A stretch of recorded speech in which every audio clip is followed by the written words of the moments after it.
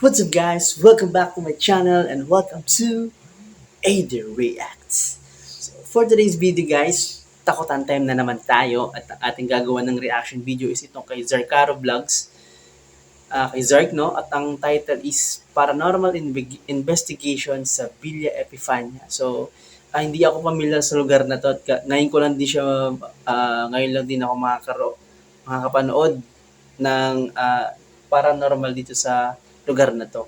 So, bago tayo magsimula, please subscribe to my channel and hit the notification bell para maging updated ka sa mga reaction na gagawin natin. So, huwag na natin patagalin, simulan na natin. Sa Pampanga pala to. Investigate the one of the most haunted house here in the Philippines, ang Villa Epifania. The music box, bro. Everything is still going off. It's been like 30 minutes. With Steve. Bro, it's like go for it and your red pod. I literally saw the Drake move. Pwede ko magparamdam? Hindi naman tayo sa music box.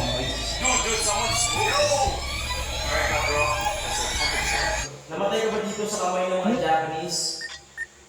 Yo! Parang ang eerie nga ng lugar. Patricia, dude, it's saying a lot of names. This house was built in the 1930s and owned by Don Agapito Guanzon. This villa is named after Doña Epifania. Siya ay nanggaling sa isang napakayaman at napakamakapangyarihang pamilya, ang Alvendias clan. At itong bahay na to, ito lang naman nakauna-unahang bahay dito sa Santa Rita, Pampanga na gawa sa bato. Going back to World War II, nagawa itong bahay na to sa panahon ng mga Amerikano. At sa laban ng mga Amerikano at Hapon, nasakop ang Pampanga ng mga Japanese. Maraming istorya umikot dito sa bahay na to. Kwento ng iba, dito daw nagstay ang mga Japanese noong World War II. At dito rin nila dinadala yung mga taong inaabuso nila, ginagahasa at kung minsan ay nilalagutan ng hininga. At ito ang naging dahilan kung bakit naging haunted at patuloy na nagmumulto ang mga espiritu ng mga namatay dito. Sobrang tagal na, no? Hanggang ngayon, hindi pa rin sila, siguro, hindi pa rin nila nakukuha yung Ito ang naging justisya na hinahanap at siguro. patuloy na nagmumulto ang mga espiritu ng mga namatay dito. Sa harapan ng bahay merong fountain. Luma na rin ang ilaw sa labas, pati na rin ang house number nito. Right here sa entrance, guys, pero nakalagay na Villa Epifania. So this is a 90-year-old house. Yung ibang parte ng bahay na to, guys, is na-renovate na, pero majority ng bahay is as is. Kung ano siya dati, yun pa rin siya till now. Okay guys, in this series, bago namin pasukin, may introduce ako sa inyo. Steve Ronin, straight from US. Straight from US with my cousin here. Yeah, and from US. pretty much, I'm gonna speak a lot of English language here for him to understand me. So guys, right here, nandito yung mga gamit namin pang investigate mamaya. So right here, there were Ano ba daw si Steve? Pure American ba siya or half? Kasi parang mukha din naman siyang Asian, no? motion ball. So every movement, pag nagalaw to, iilaw yun. So right here, meron tayong spirit talker, spirit box. Spirit box. Yeah. So we will use this to communicate with the soul. Yung ano yun eh. Parang radyo. Yeah, very popular. If you're watching international vloggers like Simon Colby, Twin Paranormal, Josh, and Steve, Yeah. this is the one they use whenever they communicate with the spirit. Sa amin Right called here, it's a music box. Twin Paranormal yan. Ito galing ko US. Yeah, there's a motion sensor. And if you like walk Gusto ko rin sana gawa ng reaction video yung screen niya kina Samin Colby, kina Twin Paranormal. Kaso kasi ang haba kasi, minsan 1 hour, hindi na kaya ng cellphone natin.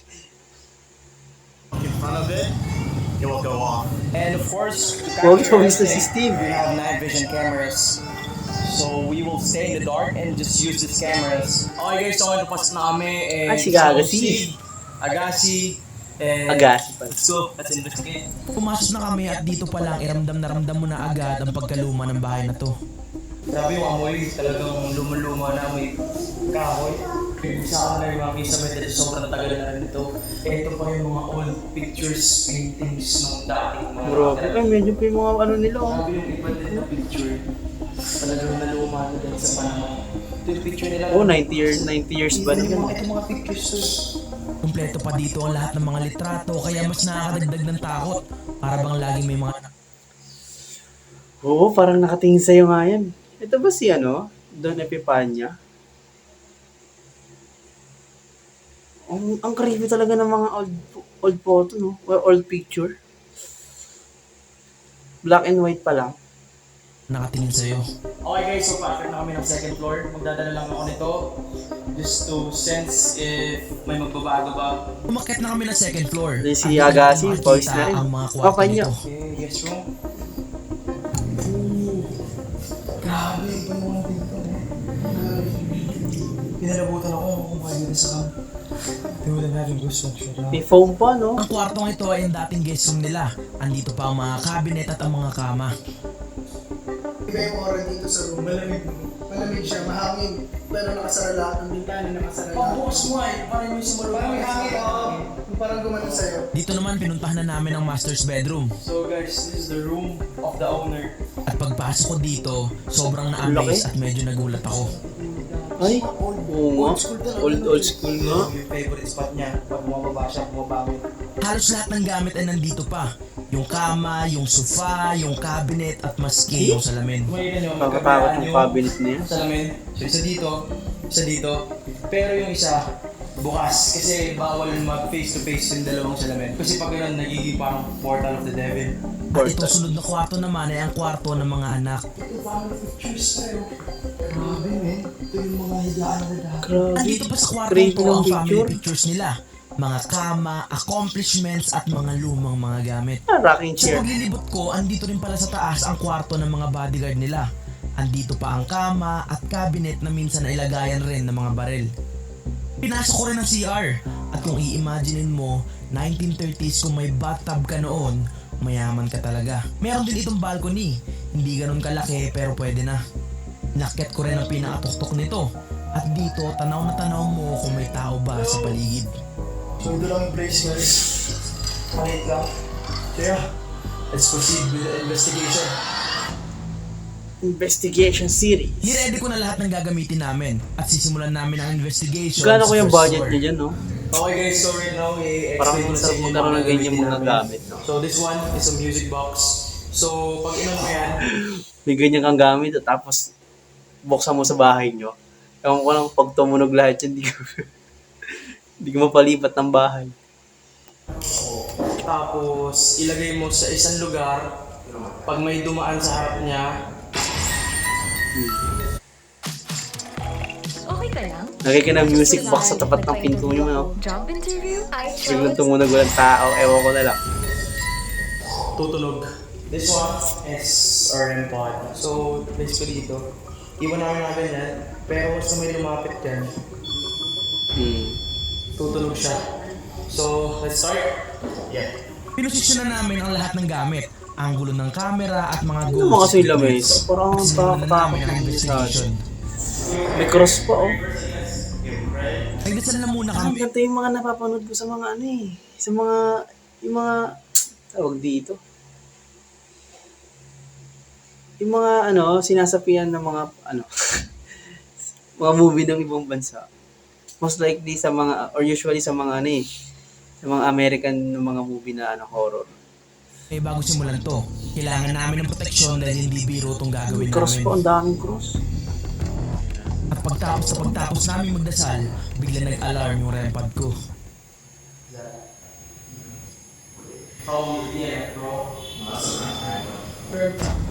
Pogi. Pero hindi na lang namin to pinansin at nagpatuloy na sa pagtatanong. At pag-upo ni Steve, ang tumunog naman na REM pad ay yung nasa tabi ko. At nagtanong na kami. Is there someone with us right now? May espiritu ba kaming kasama? Pwede mo hawakan yung equipments. There's any spirits here. Feel free. Come sit with us. At maya-maya lang, sumagot na siya. That just went off. Did you touch that? Ikaw ba yung humawak sa EMF? Umilaw. Yeah. Alam mo talaga sumasagot siya kasi. Pag kinakausap niya lang, hindi lang po. You die here? Namatay ka ba dito?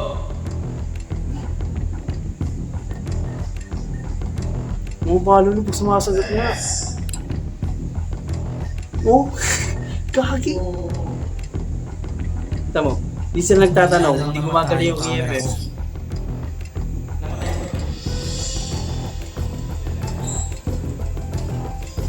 Ito yung camera. Bigla na naman tumunog yung REM pod.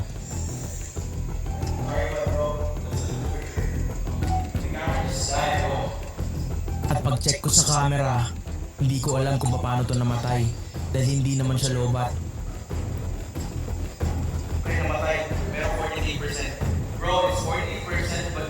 Kaya na-record ko na ulit ito at chinek naman yung ibang camera kasi baka yung iba namatay na rin. That's still recording, bro. At tinuloy na namin ang pagtatanong. Namatay ko dito sa kamay ng mga Japanese. O, di ba? Pag tagtatanong lang sila kung kumano, gumagalaw yung EMF. Pwede mo hawakan ang mga device.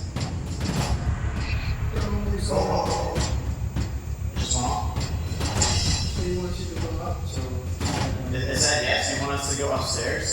More of you there? Oo ba yun? Gusto mo umakit sila? Oh? So, They're inviting us upstairs. for a third time, you want us to go upstairs? Okay. I think that's it. Go upstairs. That's the sign. Literally 3 times you guys said it.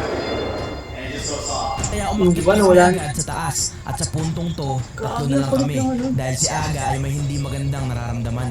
Nilatag na namin agad lahat ng ghost equipments, position ng mga camera para makunan lahat ng anggulo. As possible, hindi kami gagamit ng puting ilaw para maka-attract ng spirit at night vision lang ang gagamitin namin. Pero habang nag-set up pa lang, naglalaro na agad sa mga equipments namin.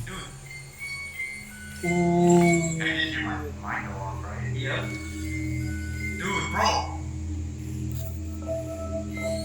Yo! What the hell? Whoa! Guys, just to make sure walang tao dyan. Dude, we literally just set off, and they're going one by one. We're still not starting yet. Hindi pa kami nagsisimula, guys. What the heck? It's weird. It's weird. Yo, can you try to film the other? At dito makikita nyo na bigla tong tutunog nang wala naman tao sa harap. At bigla rin tumunog yun sa table. Kagi. Salit-salitan silang tumutunog kaya sobrang weird talaga. That is so. Just roll it. Okay, so... All of the scenes were uncut at maya-maya lang bigla naman umilaw yung motion ball. Dude, someone's moving. Yo! Guys, so nag-set up pa lang kami. Sobrang weird na ng mga nangyayari. Yung dalawa naming music box na magkahiwalay. Salit-salit lang yung pagtunog. Walang tao dyan. Ganyan, sa bahay nyo, iwan mo yun dyan, di ka ba matataranta? Si Agassi, bumaba na, hindi na namin kasama. Kasi iba yung nararamdaman niya dito. And it doesn't want to turn off. Guys, so sobrang weird na mga nangyayari. Hindi namin pinapansin. Ito ayaw mamatay. Yan, ayaw mamatay niyan. Ito naman, tunog ng tunog. Ayun o.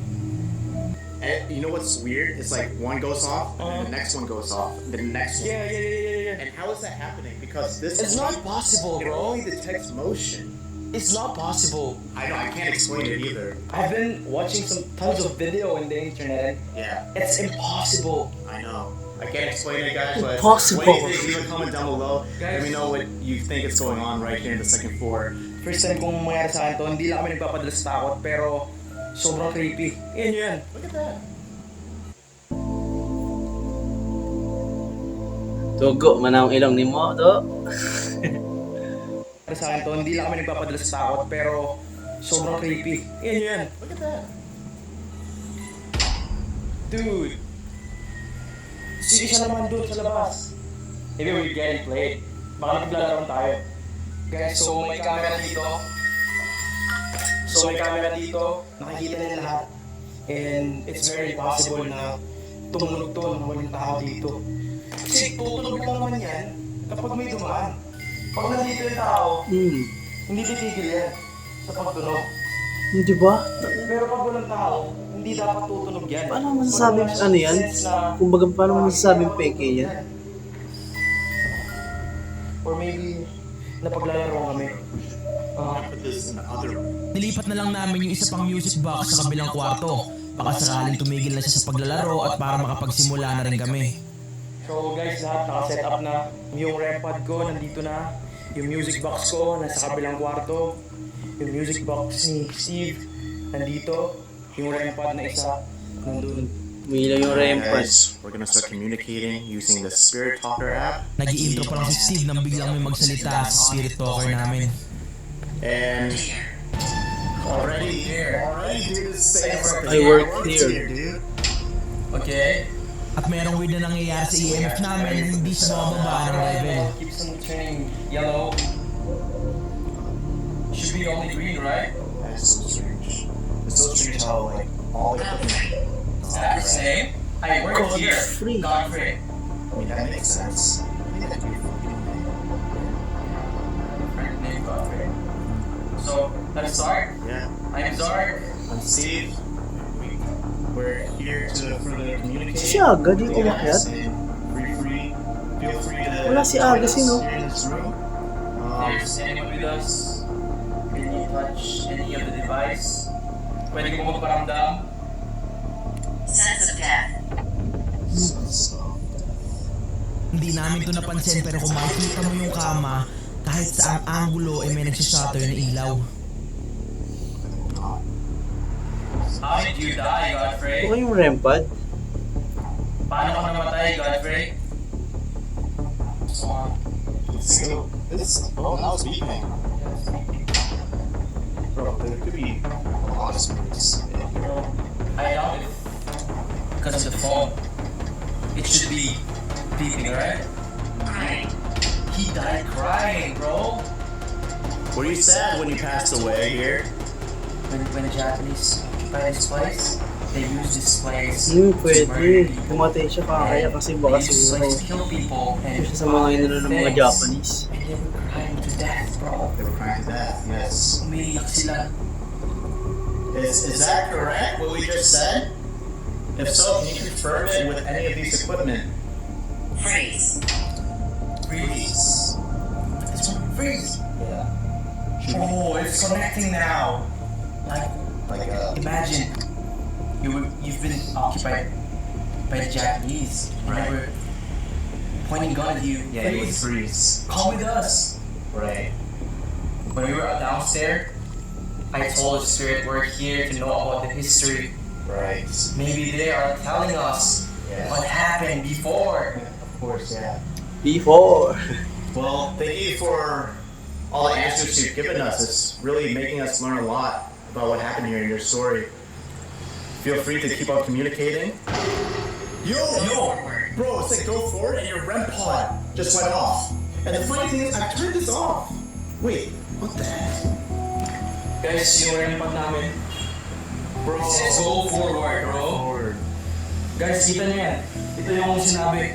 Go forward and after, pumunta dito. Immediately. It beat. It beats, right? Immediately it beats. So, do we need to go forward? Wait, whoa. What? Dude, I don't know if I caught that, but I literally saw the Drake move. May nakita si Steve at nung reviewin ko yung footage, ito yung nakita ko. Ito yung sinabi. Go forward and after, pumunta dito. Immediately. It beat. It beats, right? Immediately it beats. So, Ay, do we need to go forward? kakawag mo lang ito ba? Dude, I don't know if I caught that, but I literally saw the Drake move. That thing, it just moved. The what? The Drake, the current moved. How, bro? Everything is closed There's a here. camera Let's that- go. At hindi ko napansin, biglang namatay naman yung ilaw ng camera ko. Ito ang replay kung paano siya namatay sa iba't ibang angulo. Hindi ko alam kung paano nalobat dahil alam kong full charge stone ang dinala ko dito.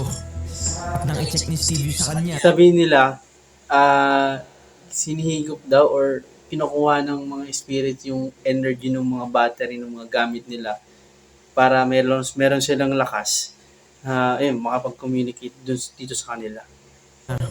Laking gulat niya dahil pati yung camera niya nalumat din. Sorry, do you have another extra battery? Sila yung consume ng battery. Fresh new battery too. Yeah, You have an extra one? I have, bro. Guys, so, weird na yung mga nangyayari. I'm getting goosebumps now. Like the whole vibe of this mansion changed. Yeah, a lot, bro. A lot. Change a lot. So guys, so normal na nangyayari to kapag mga haunted kasi kumukuha sila ng energy from dun sa cells ng battery, sa dry cells. Weird guys, kasi sabay-sabay kami nawala ng battery. Like this is the master's battery. Oh, for real? We invoke the darkness. We invoke the darkness. I don't know if they meant to say that. Doesn't sound so good. We invoke the darkness. talaga ang tamis ng Ano ibig sabihin nun? Skyflakes Condensada. So good. Doesn't sound good at all. Do you want us to move out of this room? I'm in the shadows. I'm in the shadows, bro. Just. Well, what do you think is the most darkest room here? We go there? Let's see. Let's just try to get one more confirmation. Do you want us to go to the kids' room with the 3 beds? Dude, the strangest thing is, it's like downstairs, the EMF reader was going off every time we tried to communicate with spirits. Yeah. Now we're in this room. Help us, dude, help us! Help Hey! us! Help us. I'm in the shadows. Help us. Bro, there's just answers coming from different spirits for sure. Help us, it means that he's not just one. Yeah, More dude, than that one. confirms it. That confirms that there's more spirits in here. I think before we leave, we pray. After this investigation, we pray. You wanna go to the other room? Yeah, Check it out. let's just go to the other room. Bring everything? Yeah. Let's set everything up there. So, lahat nung... Patricia. Dude, it's saying a lot of names. Chinek ni Rick itong second backup camera namin. At laking gulat niya nung ito ay namatay pero hindi naman tulobat. Idolo ko yung mga camera nito. Lobat? Hindi. 51. 51 pero namatay? Dude, that's weird. Maybe... Gala tayo, man. Kaya pumunta na kami sa pinakamadilim na kwarto para dito mag-investigate. Bro. Pero nagsisimula pa lang kami at nagsiset up ng equipments nang biglang umilaw yung motion ball. So, ganito yung marinig ko, guys. Gagi, tinabiyak. Is that you? No, it's me. Are you there with us? No, it's not. At bigla siyang huminto. Pero maya-maya lang umilaw na naman to. Record dito, di ba, sir? Diba?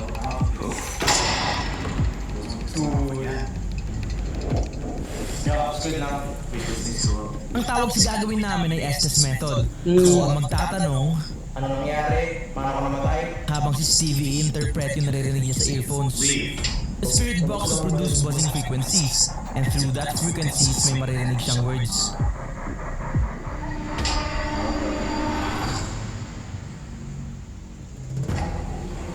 Nasa masayang kalagayan ka ba ngayon? Okay ka ba? Steve. Steve? Come on. Yeah. Pangalan niya. Yeah. Steve, come on. Paano gusto mo tulungan ka namin? Hey, sit down. Oo, hindi kami aalis. Dito lang kami. Makikinig kami. Gusto mo bang magkwento? What happened? Ano nangyari? Paano ka namatay? Leave. Sabi mo sit down, gusto mo kami upo. Then sabi mo leave. Galit ka ba? Or gusto mo, paano ka namin tutulungan? Nabibip mo yun. No. Ayaw niya kung tulungan natin siya. Let's beep him. Move mo nga yung ano. Yo, Yung isang cam. Yung liwanag na Leave. reflect. leave. Basta leave. Kung paano. Are you angry? Galit ka ba? Gusto mo nga dito kami? What do you need? What do we need? Anong kailangan natin? Nandito lang po kami upang mag-explore and mag-investigate. Baka pwede namin kayong tulungan. Pag-prepare namin kayo. Shut up. Maybe di ka mo. bahay ni Rose. Kasi nga, Kaya Yung kinalap policy ko na lang. agad si Steve para sa inyo sana kailangan na naming umalis. Dahil nararamdaman kong parang ayaw ng espiritu na nandito kami. Matapos ang lahat ng naramdaman namin, narinig at mga sagot na nakuha, nagdasal kami. Hindi lang para sa amin kundi para sa mga espiritong hindi natin nakikita. Siguradong napakaraming natrap na espiritu dito dahil na rin siguro sa nagdaang mga panahon. Mga Tagal na rin kasi. bigyan ng hustisya at nakaranas ng hagupit ng madugong pagsakop. Grabe, nakakatakot. Welcome to our investigation series and always remember, be limitless. Grabe yun, no? So, yun lang guys. Sana nagustuhan nyo itong reaction video na ginawa natin. And please subscribe to my channel and hit the notification bell para maging updated ka sa mga reaction video pa na gagawin natin. So, yun lang po at salamat.